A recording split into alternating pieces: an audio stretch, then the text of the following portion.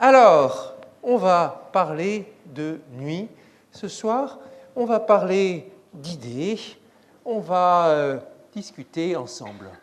2 temps dans la conférence. Je vais commencer par parler de la question de la naissance des idées. Je continuerai ensuite avec un petit texte qui s'appelle « Éloge de l'imperfection ».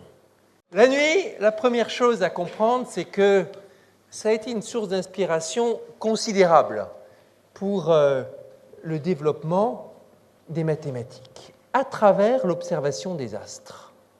Ben oui, c'est la nuit qu'on les voit, les astres, et comprendre le mouvement des saisons, mais aussi le mouvement des astres, ça a été une motivation importante dans l'Antiquité pour développer la prédiction des calculs mathématiques. Pensez aussi que pendant des milliers d'années, c'était la distraction familiale majeure. Pas de télévision, pas d'Internet, pas de Pokémon Go. Tout ce que vous aviez, c'était contempler les étoiles dans un ciel qui ne souffrait d'aucune pollution lumineuse. Les astronomes de l'Antiquité, les astronomes babyloniens, les astronomes grecs, étaient fascinés par ces problèmes, et les Grecs tout particulièrement se posaient des questions au sujet des planètes. Les planètes, c'est beaucoup plus difficile à comprendre que les étoiles. Les étoiles, ça se dirige un peu toujours dans la même direction, c'est un mouvement uniforme. Les planètes, ça ne marche pas. Ça va un coup dans un sens, un coup dans l'autre. Du moins, c'est comme ça qu'on les voit. Les Grecs les appelaient les errants, les astres errants. Et la compréhension du mouvement des planètes, c'est une aventure qui a duré une vingtaine de siècles. Encore aujourd'hui, c'est l'objet de travaux et de discussions, on pourra en reparler. En tout cas, la compréhension du mouvement de ces astres, ça a été un moteur important. Et puis, la nuit, c'est aussi le symbole de l'inconnu et, par voie de contraste, le symbole de l'illumination qui vous frappe quand vous comprenez quelque chose. La citation la plus célèbre d'Henri Poincaré ne dit-elle pas « La pensée est comme un éclair dans une longue nuit, mais c'est cet éclair qui est tout. » Ah oui, l'éclair, on le remarque quand il est dans la nuit, et aux yeux du scientifique, le monde est une grande nuit, avec quelques petits éclairs, parce que de temps en temps, ou sur certains sujets, on comprend quelque chose. Mais l'ensemble reste mystérieux. Admirez sur cette photo d'un tableau, le rôle que joue la lumière dans l'illumination. Tableau de John Wright of Derby, XVIIIe siècle, qui représente un savant, un astronome, faisant une leçon sur un dispositif qu'on appelle une orrerie, ou un planétaire. C'est un dispositif qui reproduit de manière mécanique le mouvement approximatif des planètes. C'était un dispositif de médiation scientifique. Et c'est l'un des premiers tableaux, sinon le premier tableau qu'on ait pour nous parler de médiation scientifique. Puisqu'ici, il s'agit d'évoquer la science au cœur de la famille, adressée en particulier aux plus jeunes.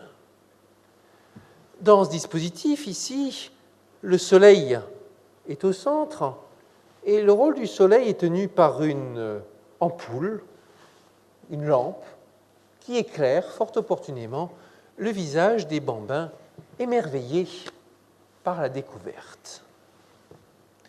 Symbole aussi de ce que l'astronomie est, parmi toutes les sciences, l'une de celles qui sont les plus faciles à communiquer, que ce soit dans le temps l'aventure des planètes tournant autour du système solaire, ou plus tard l'aventure des trous noirs, des quasars, ou maintenant des ondes gravitationnelles, ça fait partie des sujets qui fascinent toujours. Aussi parce que le cosmos, c'est tellement vertigineux, tellement vaste, tellement inimaginable. La Terre, à l'échelle de l'univers visible, c'est quelque chose de négligeable. Même la Terre par rapport au Soleil, c'est minuscule. Et la simple pensée de l'univers, c'est quelque chose qui donne le vertige. Pour les amateurs de ce célèbre roman geek qui s'appelle L'autostoppeur intergalactique, Douglas Adams, celui dont est tirée la célèbre référence au nombre 42, dans ce livre, il y a un supplice instauré dans un futur lointain pour punir les criminels graves. On les installe dans une machine qui leur fait prendre conscience de leur place dans l'univers, suite à quoi ils deviennent instantanément fous, sauf exception très particulière. Ah, ça rend fou, mais ça fascine vraiment. Pour explorer cette réalité, pour faire des découvertes, nous avons la science qui s'est bâtie peu à peu. Long processus compliqué. L'histoire de la science est pleine d'allers-retours, d'errances, de redécouvertes, de complications, de controverses, jusqu'à ce que peu à peu émergent les bonnes idées et les bonnes théories. Mais au niveau du scientifique, c'est un peu pareil aussi. C'est un long chemin compliqué et tortueux d'où va émerger la solution et la bonne idée.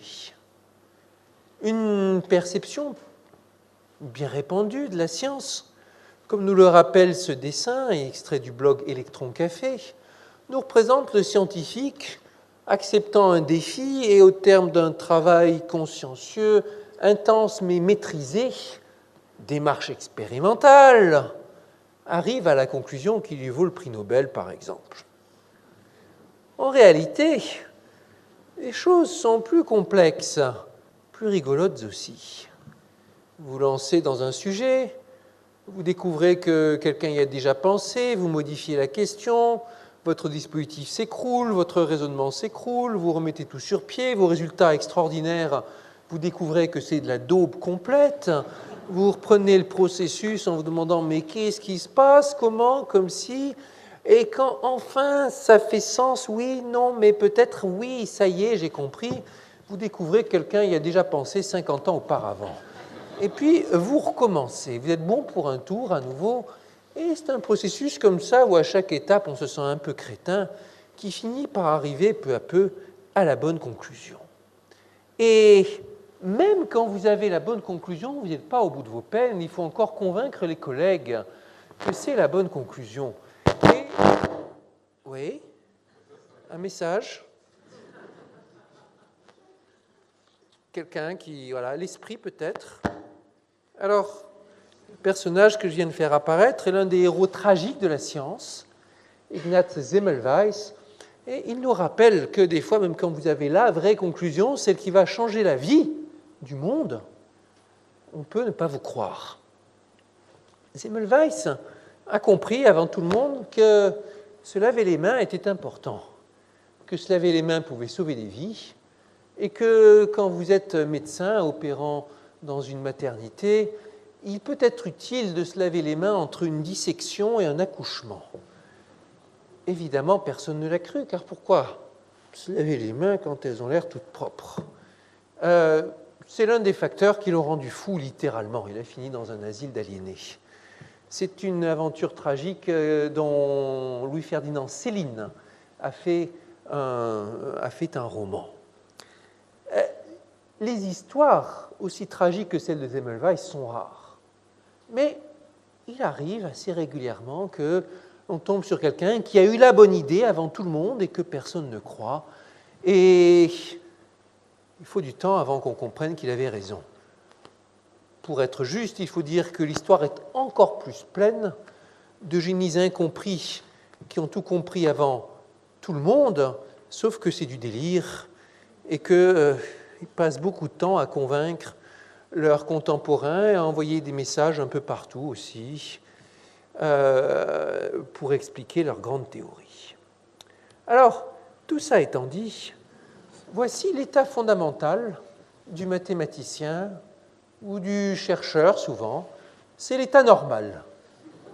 En train de réfléchir, avec peut-être un air profond, mais en train de se dire en vrai, mais que je suis crétin, à attendre que Henri Poincaré, là en buste derrière, souffle une petite indication à l'oreille dont on a vraiment besoin, parce qu'on ne sait pas quoi faire. En recherche, vous passez la plupart de votre temps dans l'incertitude, dans l'expectative, et en train de vous demander si ce que vous faites est impossible. On apprend à aimer cet état. Mais il y a toujours cette espèce de souffrance qu'on apprécie un peu comme un sportif qui aime bien se forcer les muscles à l'entraînement en se disant que c'est comme ça qu'il va arriver au but. Dans des circonstances pareilles, tous les moyens sont bons. Vous essayez de vous souvenir de conversations qui pourraient vous mettre sur la voie, vous interrogez vos collègues, vous pouvez envoyer des courriers électroniques, ou dans le temps c'était des lettres, ou discuter, ou lire, ou gribouiller, ou tenter n'importe quoi. Tous les moyens sont bons et à chaque fois c'est comment je vais avoir la bonne idée. Il y a quelque chose à bien savoir, c'est qu'en science, on ne sait jamais à l'avance. On ne sait pas quand on va avoir la bonne idée, on ne sait pas quand on va faire la découverte, et on ne sait pas quelle découverte on va faire. On se lance dans un sujet et on découvre que ce qu'on pensait être une affaire simple, finalement, est l'ouverture vers quelque chose de très riche et beaucoup plus intéressant. C'est vrai à l'échelle de l'individu, c'est vrai aussi à l'échelle de la communauté entière. Personne ne peut savoir quelles seront les découvertes scientifiques les plus importantes dans 10 ans. Régulièrement, pourtant, on reçoit ces questions. Le journaliste va vous demander « Parlez-nous, Villani, de la science en 2050 ?» Encore hier, c'était une table ronde. « Villani, ça sera quoi l'éducation en 2050 ? Comment est-ce qu'on enseignera dans nos écoles ?» Il y a une réponse un peu cavalière qui consiste à dire « Est-ce que j'ai une boule de cristal ?» Et puis il y a une réponse un peu plus savante dans laquelle on cite Henri Poincaré qui, soumis à une question semblable en 1900, la question c'était « Ça sera quoi la science du XXe siècle ?» Poincaré était le plus célèbre scientifique français, une sorte de monument adulé, idolâtré partout. Alors on lui posait tout ce genre de questions. Et le voici qui répond « Votre lettre m'arrive aujourd'hui, blablabla. Si en 1800 on avait demandé à un savant quelconque ce que serait la science au XIXe siècle, que de bêtises il aurait dites, grand Dieu. Cette pensée m'empêche de vous répondre. Je crois qu'on obtiendra des résultats étonnants. C'est justement pour cela que je ne puis rien vous en dire, car si je les prévoyais, que leur resterait-il d'étonnant? Veuillez donc excuser mon silence. » Bon, c'est une citation qu'on peut recaser assez régulièrement. C'est une petite pirouette pour vous sortir de la question, prédire ce qui va se passer. Qui aura la bonne idée et dans quel secteur et où? C'est plus profond qu'il n'y paraît. Ce qu'affirme Poincaré, c'est on obtiendra des résultats étonnants. Toujours. Il va toujours y avoir une nouvelle idée, même quand on croira avoir épuisé le sujet, quelque chose surgira de nouveau auquel personne n'aura pensé. Et c'est donc l'affirmation dans un processus qui n'a pas de limite visible, l'inventivité de l'espèce humaine et le fait qu'il y aura toujours du nouveau. C'est cet attrait pour le nouveau qui motive le plus les scientifiques. De nos jours, quand on parle de motivation des scientifiques, de la société, souvent on parle de service rendu à la société, progrès technologique, changer la vie des gens, faire booster l'économie, et c'est vrai que l'économie dépend aujourd'hui de la science plus que jamais, et soit dit en passant des sciences mathématiques plus que jamais. On parle de tout ça. Mais avant tout, le scientifique, il est motivé principalement, peut-être de manière un peu égoïste, par la curiosité et le plaisir de répondre à une énigme. Prenez le cas d'Alan Turing, l'un des emblèmes du génie mathématique, du génie tout court au XXe siècle, lui dont les travaux de cryptographie ont joué un rôle fondamental dans la Seconde Guerre mondiale, de manière cachée, mais on sait aujourd'hui que sans le travail de toute l'équipe, et j'insiste bien, l'équipe rassemblée autour de Turing, et pas Turing tout seul, comme un certain film hollywoodien voudrait vous le faire croire, sans le travail de cette équipe, la guerre aurait certainement duré au moins 2 ans de plus. Pas possible de penser au débarquement de Normandie, enfin, on pouvait y penser, mais ce n'était pas possible. Et pensez-y à ce fait inouï que, avec ce que la guerre a été d'une entreprise incroyablement difficile, même pour la force de frappe russe et américaine, il faut savoir que pendant toute la deuxième moitié de la guerre, les Alliés pouvaient lire toutes les conversations ultra secrètes des armées allemandes. Et dites-vous, qu'est-ce que ça aurait été sans ça? Eh bien, c'est grâce à des travaux mathématiques que l'affaire a finalement été gagnée. Et comme on oublie aussi de le dire, ce n'étaient pas des travaux qui étaient faits comme ça par Turing en bâtissant sur rien. Les nouvelles idées se construisent toujours à partir des anciennes, et Turing n'aurait jamais pu travailler sans les contributions faites un peu avant la guerre de 3 mathématiciens polonais qui ont commencé par démonter de manière extrêmement maligne la version la plus simple, mais la version fondamentale du code utilisé par l'armée nazie. Sans ces 3 mathématiciens polonais, tout aurait été différent. Alors, Turing, pour revenir au fil des idées, c'est l'emblème donc du service rendu au monde. Est-ce que Turing, il s'en souciait vraiment de ça? Personne ne sait. Il n'y a aucun document, aucune trace laissée par Turing d'une quelconque pensée politique. Ce qui l'intéressait, c'était de résoudre le problème mathématique, le défi que ça représentait, et le faire en temps limité. Et en même temps, c'était égoïste, et en même temps, c'était extrêmement altruiste. Et ça participait à un mouvement aussi de partage des idées dans le cadre d'une grande confrérie, confraternité mathématique. Alan Turing a été aussi, bien sûr, à l'origine des ordinateurs. C'est peut-être le premier qui a compris à quoi ressembleraient les ordinateurs. À gauche d'Alan Turing, un autre symbole de ces scientifiques motivés seulement par les idées, Paul Erdős.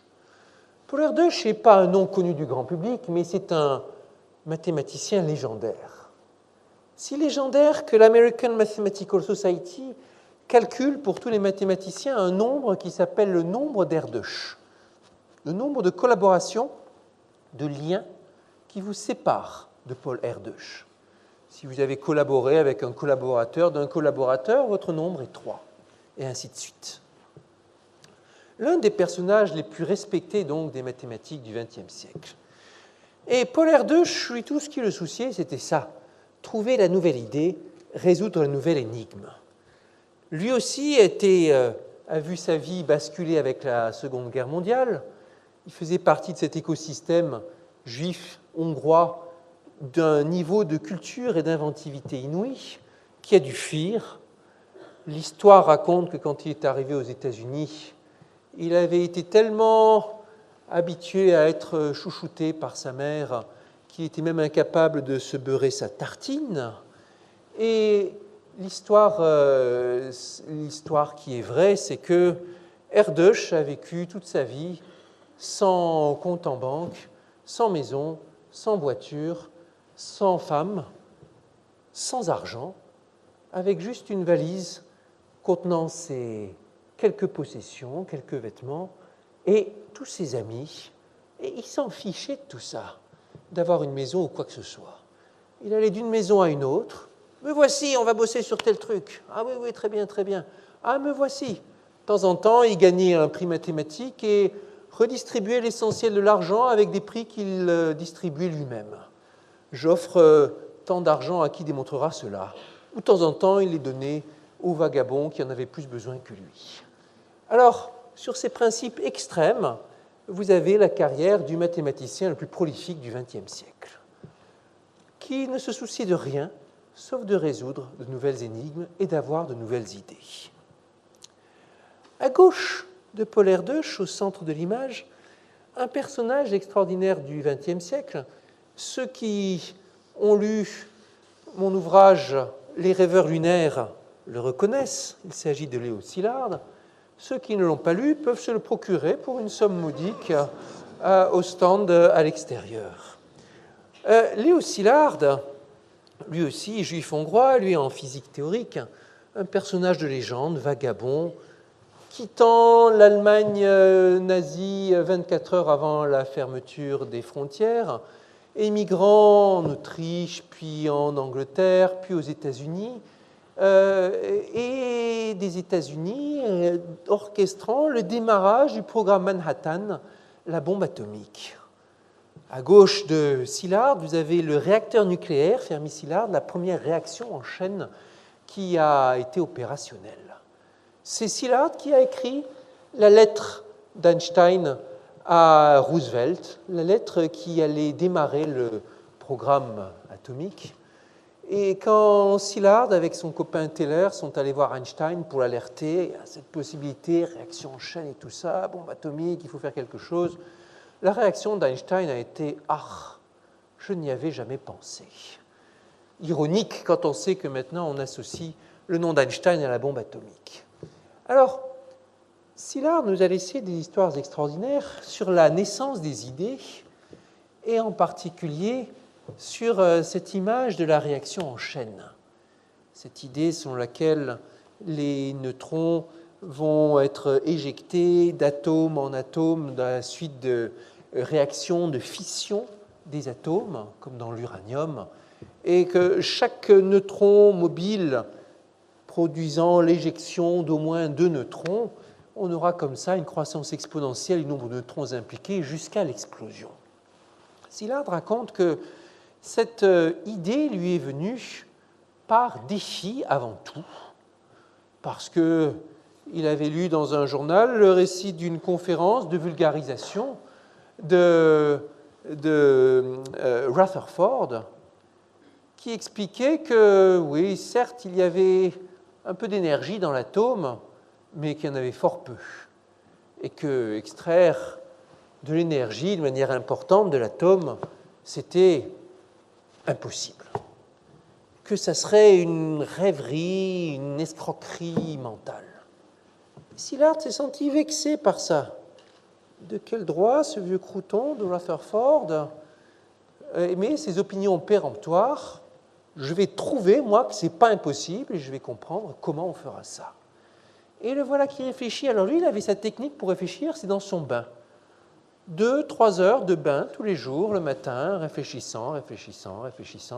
C'était un vagabond, lui aussi, il n'avait pas de poste permanent, il était ici, là, toujours, dans les hôtels, toujours prêt à fuir en cas de qui sait quoi.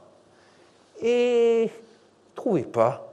Et puis un jour, lorsqu'il se baladait dans Londres, il a traversé une rue et il s'est passé un déclic dans son cerveau au moment où le feu est passé au rouge et ça y était.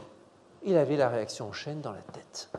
Ça, c'est une expérience qu'on a tous vécue dans la recherche, et même à des degrés divers en dehors de la recherche. On réfléchit, ça ne marche pas. Et puis à un autre moment, alors qu'on pense à autre chose, voilà un déclic qui arrive. Et ce déclic, il montre bien que le cerveau il continue à travailler en dehors de la pensée consciente, il continue à réfléchir dans l'inconscient, il continue à réfléchir dans toutes sortes de circonstances. Là, l'expérience la plus fascinante qui me soit arrivée dans le domaine, certainement, c'était une nuit. J'ai raconté ça dans Théorème vivant, un ouvrage que vous pouvez vous procurer à un prix modique au stand à l'extérieur. Et cette nuit-là, à Princeton, j'étais occupé comme un fou à travailler sur un problème rebelle.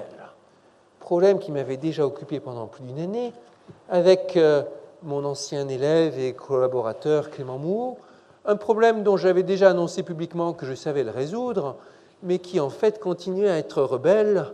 Vous imaginez la pression que j'avais. Problème à résoudre sur un article qui au final faisait peut-être 180 pages, tout entier consacré à la démonstration d'un théorème. C'est un truc qui peut prendre l'eau de tous les côtés. Il faut colmater ici et là, trouver à bâtir un pilier par ici, redorer une voûte, et ainsi de suite. Et là, il y avait un trou qui ne voulait pas se boucher, obstinément, qui était exaspérant, et je bossais là-dessus cette nuit-là à Princeton Institute for Advanced Studies. Et 1h du matin, 2h du matin, avec la musique en boucle, 3h du matin, ça ne marche pas, j'essaye tous mes trucs, vraiment, c'est planté. 3h30 du matin, peut-être 4h, je ne sais plus, je vais me coucher, vous voyez, avec le moral pas très haut, et puis quelques heures de sommeil agité. 7h du matin, il faut se lever, oh, il faut amener les enfants à l'école, allez, en avant, je m'assois sur le lit, et là j'entends la voix, c'est vraiment la voix, il faut prendre le deuxième terme, le faire passer dans l'autre côté, et transformer de Fourier et inverser dans L2. Waouh! C'était le début de la solution. Alors, vous voyez, ça travaille même pendant la nuit, quand vous êtes vraiment plongé dedans. Cet état obsessionnel, et en même temps ce déclic qui vient sans qu'on le comprenne, pourquoi, ça fait partie de la vie du chercheur. Henri Poincaré l'a décrit dans un de ses ouvrages célèbres, des ouvrages qui sont encore d'actualité, Science et hypothèse, La valeur de la science, puis il y en a un troisième dont le titre m'échappe, mais qui va avec. 3 petits ouvrages où il parle de science, il parle de philosophie, il parle d'un peu tout, et il parle d'expérience à lui, du moment où viennent les idées. Et il raconte en particulier cet épisode du marchepied, connu de tous ceux qui s'intéressent aux sciences cognitives, dans lequel il cherchait la solution d'un problème, sans succès. Et un jour, il part en balade avec ses collègues, et puis il revient de la balade, il remonte dans le bus qui les emmenait, et au moment où il met le pied sur le marchepied, paf, alors qu'il était en train de discuter avec un de ses collègues sur un autre sujet, l'idée lui vient. Et c'était la solution. Et il parle de cette idée comme quelque chose qui arrive avec un caractère soudain et bref, et en même temps la certitude. Ah, je sais. Ça, c'est quelque chose qu'on connaît. Des fois, c'est trompeur, des fois, ça marche. Mais quand ça vous arrive, c'est pas « il faudrait peut-être essayer ça ». Souvent, c'est « ah oui, mais c'est comme ça. C'est comme ça ». Et contrairement à une image tenace, d'habitude, ça n'a aucun rapport avec la situation dans laquelle vous êtes. Ça, c'est dans un autre texte de Poincaré, dans le même ouvrage. Dégoûté de mon insuccès, j'allais passer quelques jours au bord de la mer et je pensais à toute autre chose. Un jour, en me promenant sur une falaise, l'idée me vint, toujours avec les mêmes caractères de brièveté, de soudaineté et de certitude immédiate, que les transformations arithmétiques des formes quadratiques ternaires indéfinies sont identiques à celles de la géométrie euclidienne. Et alors, tous dans la salle, même si vous avez un petit trou de mémoire et que vous ne savez plus exactement ce que c'est que les transformations arithmétiques des formes quadratiques ternaires indéfinies, vous comprenez bien que ça n'a aucun rapport avec la falaise. Et que ce n'est pas la falaise qui lui a rappelé quelque chose. C'est bien le travail qui s'est fait en interne et pas en externe. C'est bon de le rappeler parce que cette image tenace de Newton qui voit la pomme tomber et « ah, j'ai compris la gravitation » ou de John Nash dans le désastreux film Beautiful Mind qui voit des jeunes gens flirter et qui a l'idée de la théorie des jeux. Ce n'est pas comme ça que ça marche. Ça marche dans un hors-contexte, alors qu'il n'y a rien qui vous rappelle l'élément essentiel. Alors, Dans Théorème vivant, j'ai raconté un peu l'aventure de la naissance de l'idée, naissance d'un théorème en l'occurrence, à la façon de Poincaré. À dire la vérité, je ne m'étais pas rendu compte à quel point il y avait des similitudes entre les principes de style que j'avais adoptés et ceux de Poincaré, en particulier celui de mettre les gros mots sans m'excuser et sans les expliquer. Vous voyez ici les formes quadratiques ternaires indéfinies. Poincaré n'essaie même pas d'expliquer ce que ça veut dire. Heureusement, s'il essayait d'expliquer, si bon pédagogue soit-il, il perdrait sans doute 90% de ses lecteurs. Tandis que, en le balançant comme ça, il fait comprendre à ses lecteurs qu'il n'y a pas besoin de savoir de quoi il s'agit. On s'en fiche. Ce qui compte, c'est la circonstance et pas l'objet sur lequel on travaille. Et ce sont ces circonstances que je me suis efforcé de décrire dans Théorème vivant. La chronologie, l'histoire de l'obsession qui vous envahit, le théorème lui-même qui peu à peu se transforme, ça part d'idées vagues et peu à peu ça devient un brouillon, puis des échanges organisés, puis un article. Le rôle de la communauté et ainsi de suite. Et des ingrédients qu'on retrouve, c'est bon, vous entendez bien là ? Qu'on retrouve pas seulement dans la recherche mathématique, mais dans la recherche tout court et plus généralement chaque fois qu'il s'agit de trouver des nouveaux concepts, des idées créatives. Comment ça se passe dans le cerveau, on ne sait pas trop encore, personne ne sait vraiment. Ça reste l'un des grands mystères de la science, même s'il y a des progrès en imagerie, sur les affectations des zones, des choses comme ça reste un grand mystère.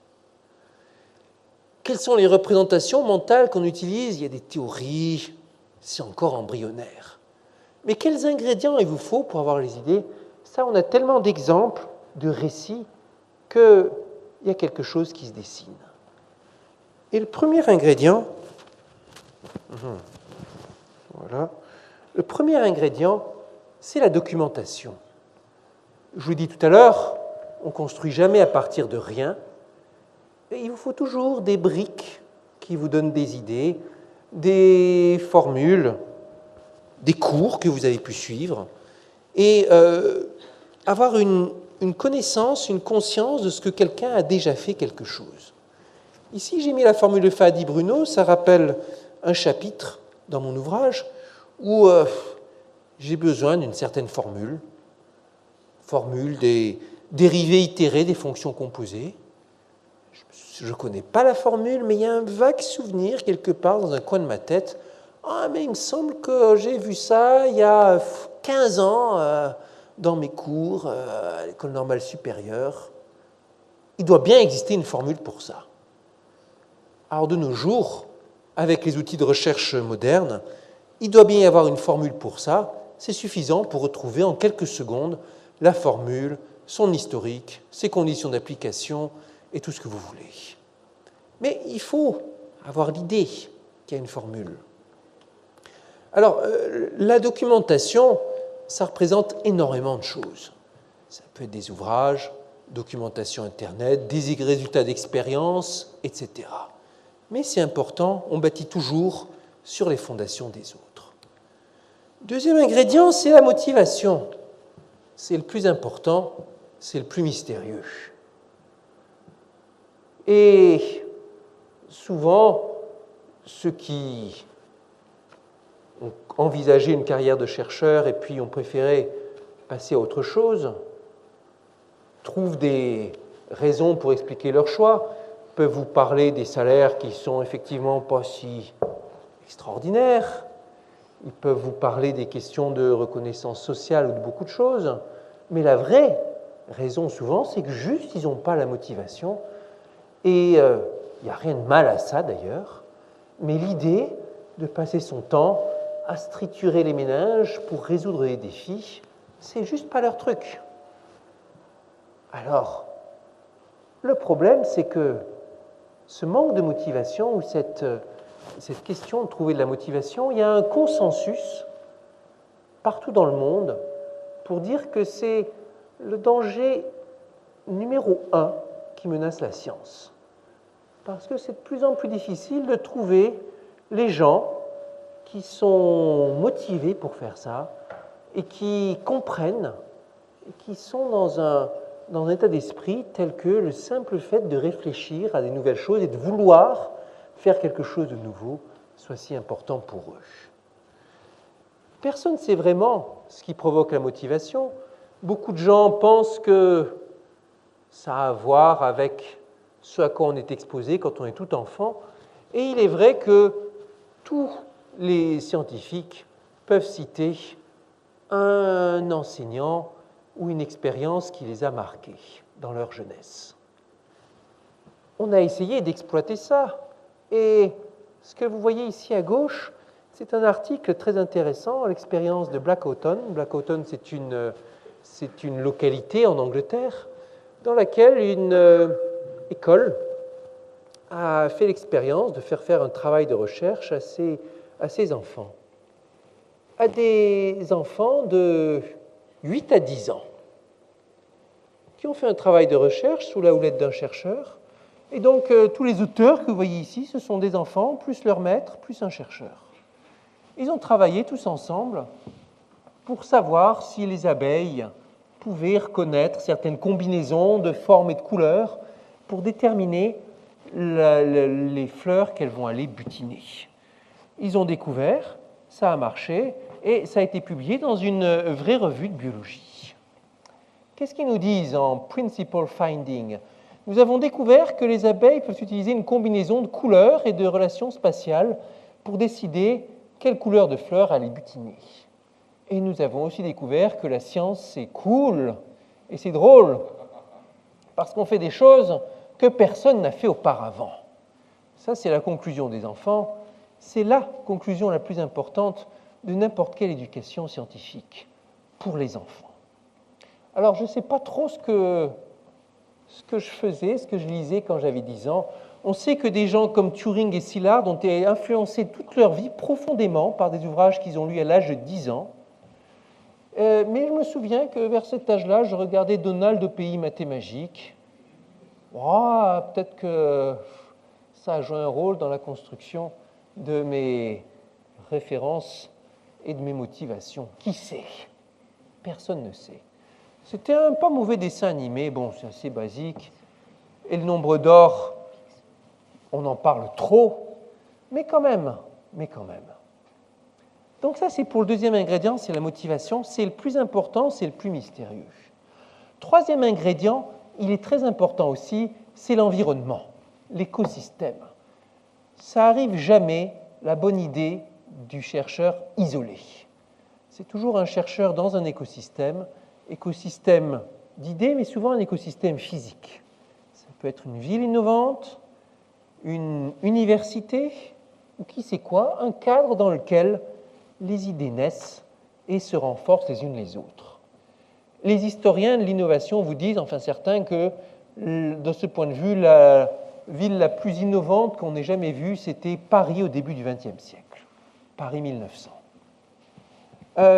D'autres font remarquer à juste titre qu'il y a, parmi les autres écosystèmes innovants extraordinaires, en sciences en tout cas, sciences et en culture, Budapest, dans les années 20-30, juste inouï. La quantité de mathématiciens, de physiciens de niveau mondial qui sont sortis de cet écosystème et qui après ont transformé le monde, pour la plupart après avoir émigré aux États-Unis, est inouï. Et vous voyez ça, vous dites, qu'est-ce qui s'est passé ? Quel esprit a soufflé sur les monuments de Budapest à cette époque-là pour qu'il y ait un étellement qui émerge ? Alors c'est le boulot d'un directeur d'institut, comme je suis, Institut Henri Poincaré, que de mettre en place les conditions qui font que les bonnes idées émergeront de l'Institut. Ça, c'est le problème de l'environnement. C'est lié au cadre, ce sont des fois des questions physiques comme l'architecture dans laquelle vous vivez. L'ingrédient suivant sont les échanges. Les échanges, pas forcément pareil que l'environnement. L'environnement, c'est diffus, c'est dans l'air. Les échanges, c'est quelque chose de direct, quelque chose de ciblé. Je veux savoir, avoir une réponse à telle sujet, telle question, et c'est souvent entre collaborateurs. Dans le temps, ça se faisait par des lettres. Maintenant, ça se fait par des emails ou par des expériences de collaboration massive, comme l'a testé Tim Gowers avec son projet Polymath, où des centaines de mathématiciens peuvent travailler en même temps à une seule preuve bien déterminée. L'ingrédient suivant qu'il ne faut jamais oublier, ce sont les contraintes. Pas de créativité sans contraintes. Les artistes le savent bien, eux qui des fois s'imposent des contraintes pour se rendre plus créatifs. Comme Georges Perec avec sa fameuse règle dans La disparition, juste, je parlerai de ce que je veux, mais je n'utiliserai jamais la lettre E. OK.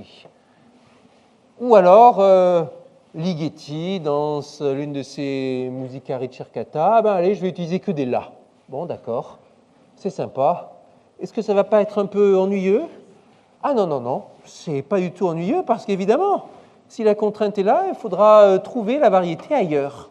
Toute l'histoire de la science, c'est aussi une histoire de contraintes bien placées. Alors, ensuite, bien sûr, il y a cette obsession que symbolise Poincaré et ses illuminations, cette imprégnation, comme il disait, avec le fait d'abord qu'on s'imbibe du problème tellement qu'après, on y travaille sans même en avoir conscience.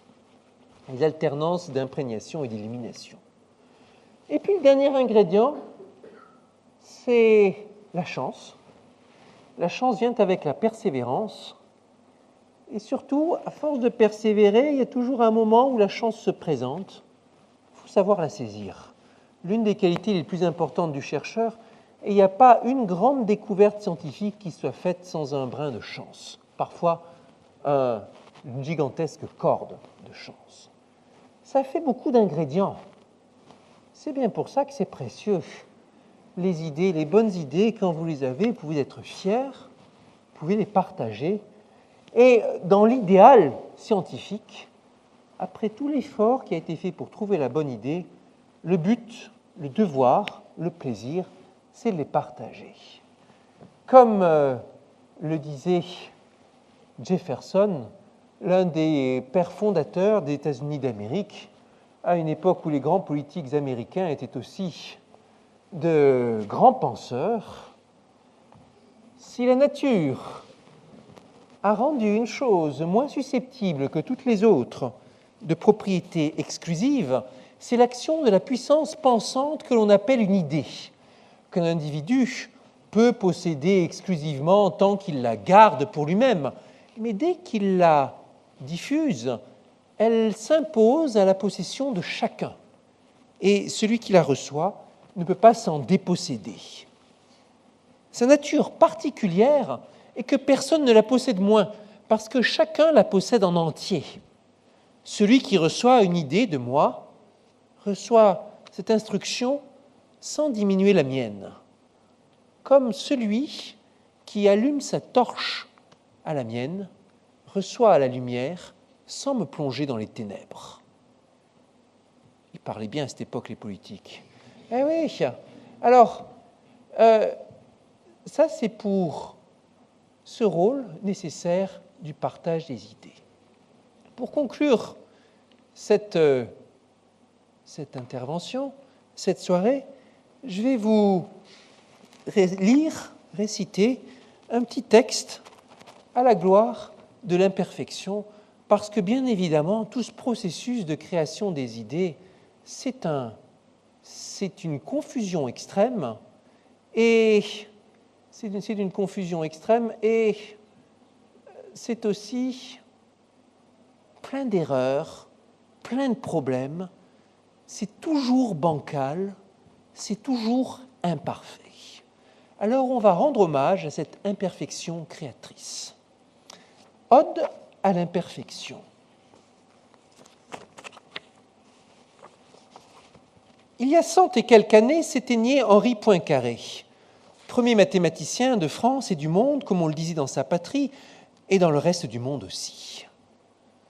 Bourgeois tranquille et replé, myope comme une taupe, il n'en a pas moins fait rêver les hommes pour les siècles à venir par la puissance de son esprit.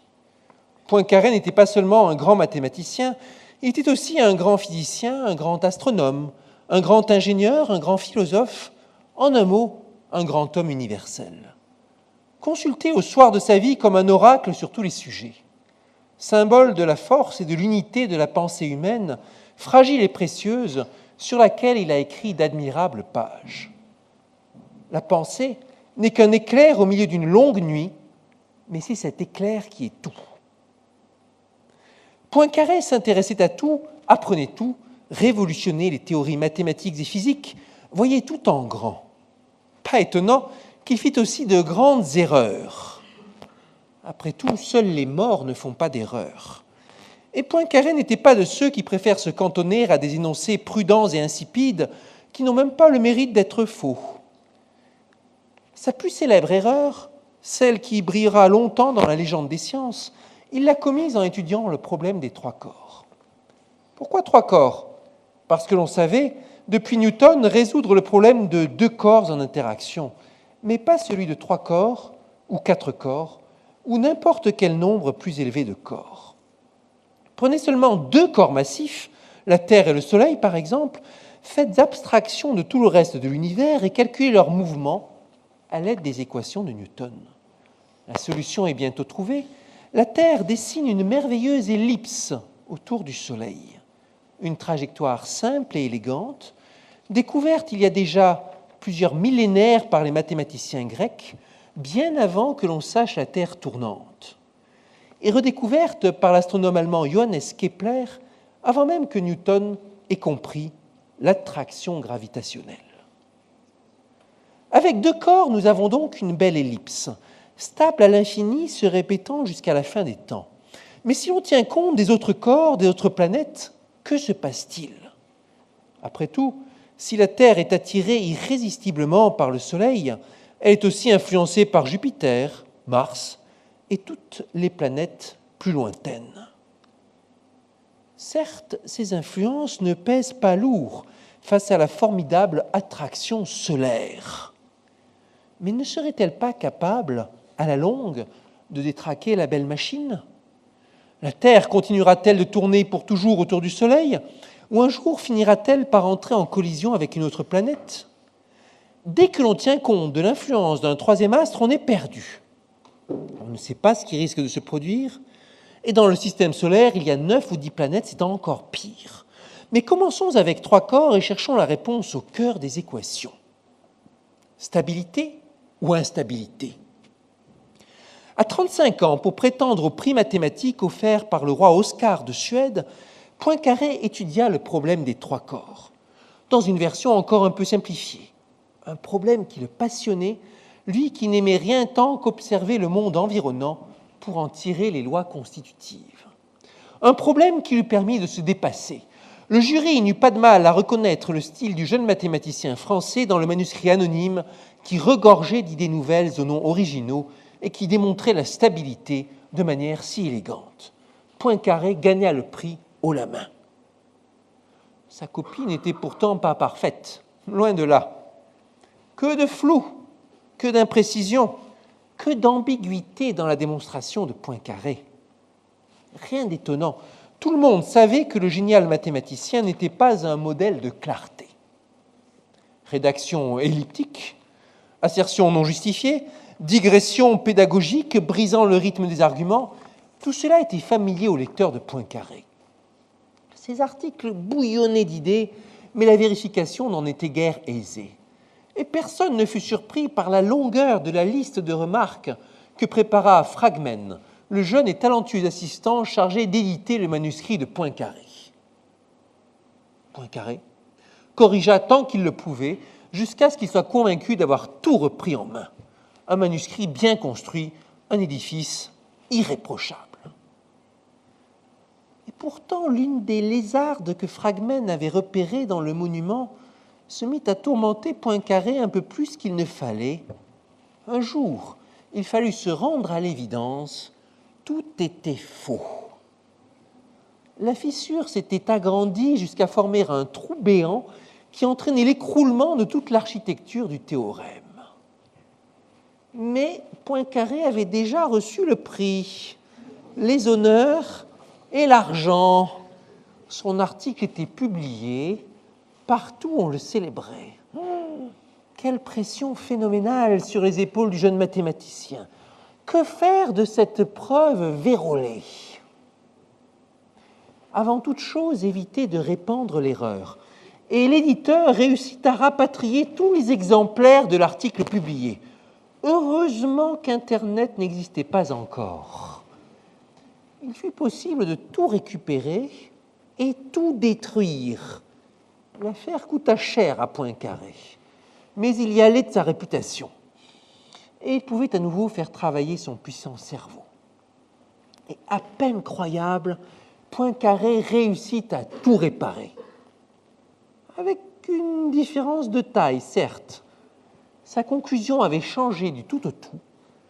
Il avait mis le doigt sur une difficulté majeure et découvert comment l'instabilité pouvait naître dans la belle mécanique cosmique régie par des équations impeccables et précises comme des horloges.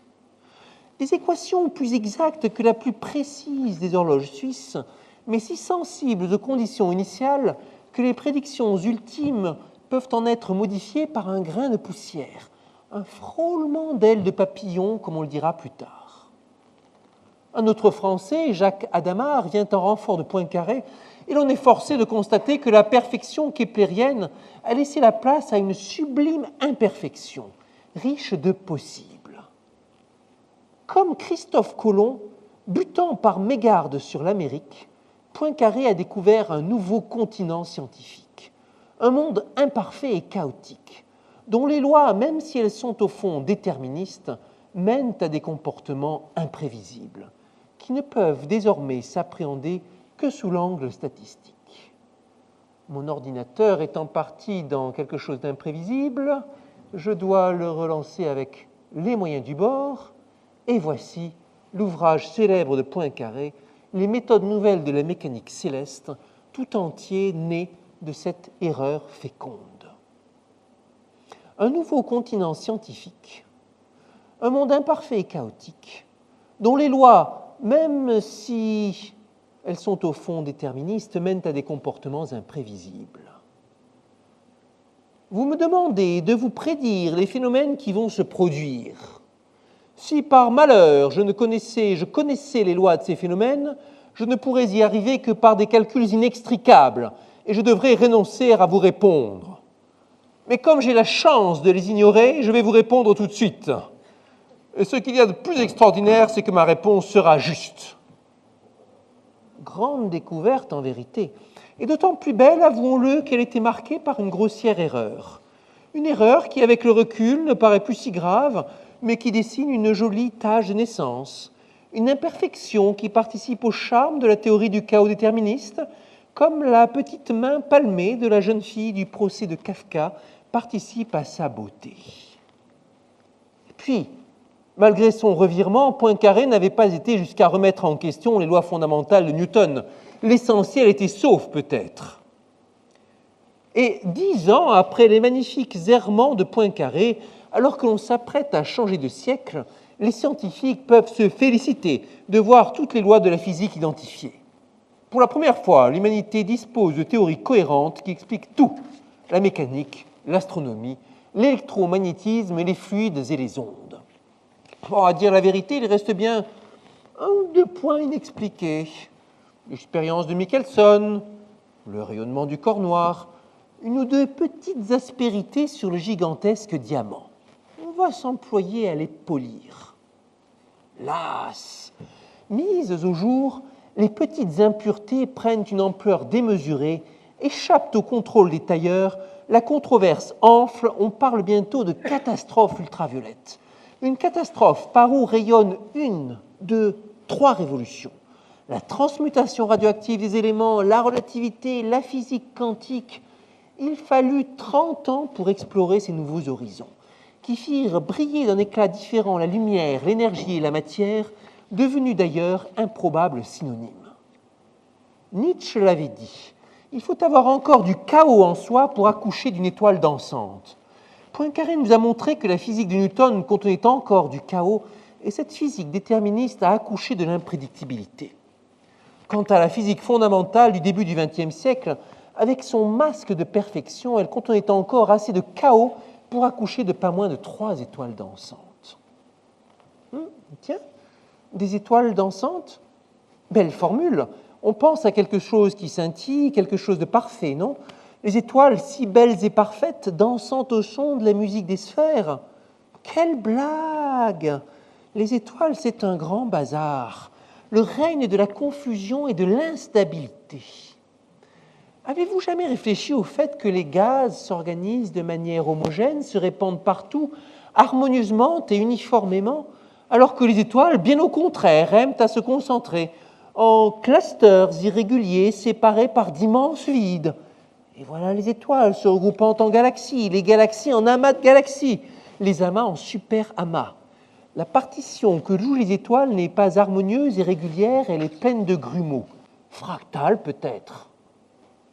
À défaut de connaître le compositeur, on connaît le chef d'orchestre de cet étrange ballet stellaire. L'équation de Newton, comme toujours, et sa contrepartie statistique, l'équation de Vlasov.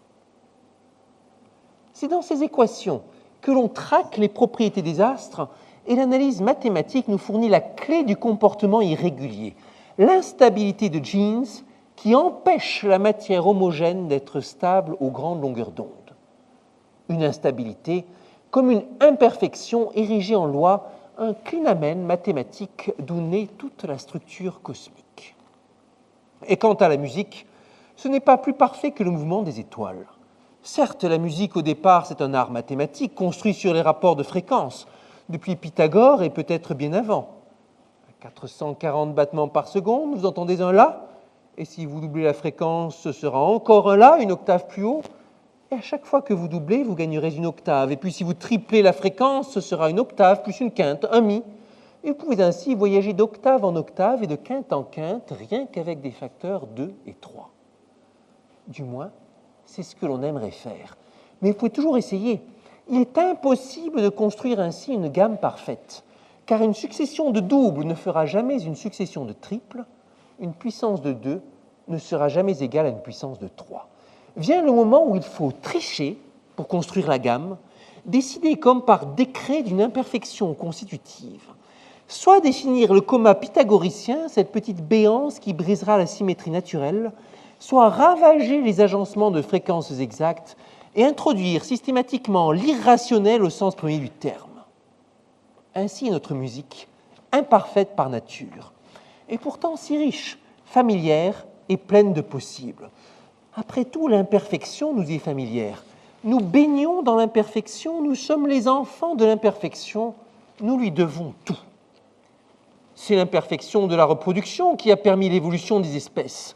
Des centaines de millions de mutations, peut-être depuis l'invention de la bactérie, ont fait ce que nous sommes, sélectionnés par l'ampleur de nos populations, d'erreurs de transcription en erreurs de transmission.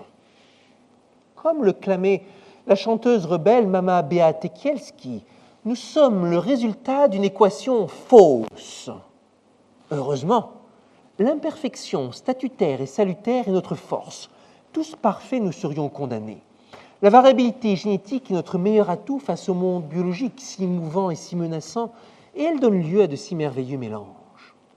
L'imperfection, on la retrouve dans tout ce que nous faisons. Dans les langues, dont la fabuleuse diversité est le résultat des innombrables erreurs de restitution, fautes d'orthographe et de grammaire, déformations et malprononciations, mauvais latin gélifié en bon italien, dialectes incertains ravagés par des accents tenaces, et 100 000 histoires d'erreurs piédestalisées qui font notre tour de Babel. L'imperfection est aussi, cela va de soi, tapie dans tous nos programmes informatiques de plus en plus monumentaux, dont nul ne pourra éradiquer tous les bugs. Et dans nos réalisations technologiques, condamnées à vivre avec leurs erreurs de conception primordiales que nul progrès ne pourra amender, comme nos machines écrivantes affublées, pour toujours peut-être, d'un clavier à l'agencement absurdement inefficace. Mais la pensée, cet éclair dont nous sommes si fiers, n'est-elle pas parfaite? Laissez-nous rire. La pensée humaine, quelle confusion! Ce n'est qu'à grand-peine qu'elle a créé le raisonnement mathématique, parfait dans sa forme et sa logique, mais ce n'est pas là sa forme première.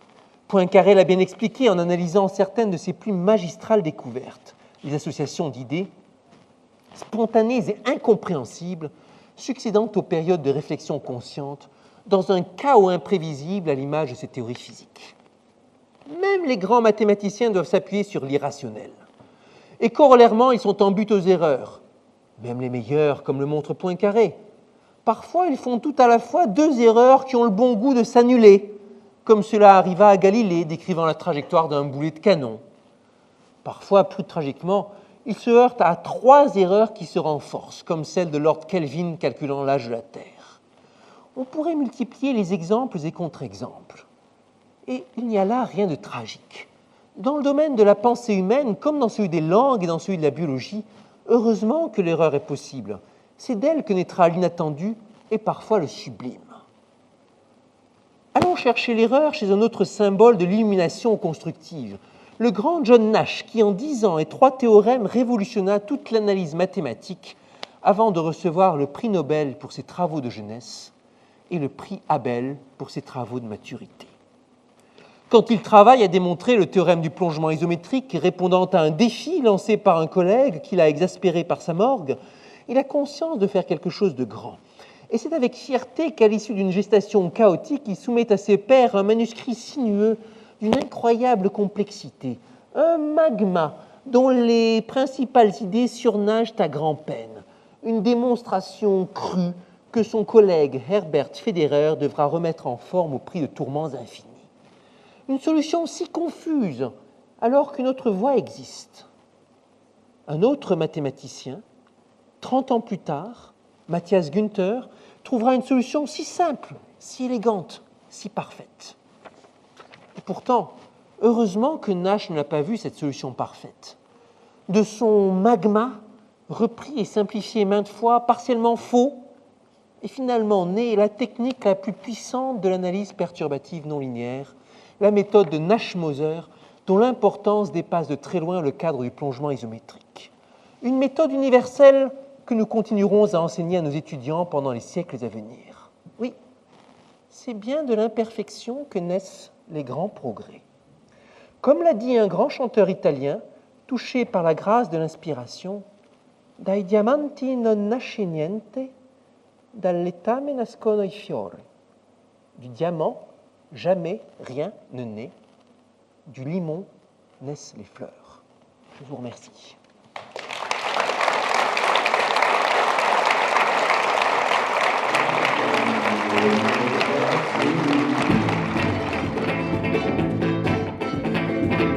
So even kids alone.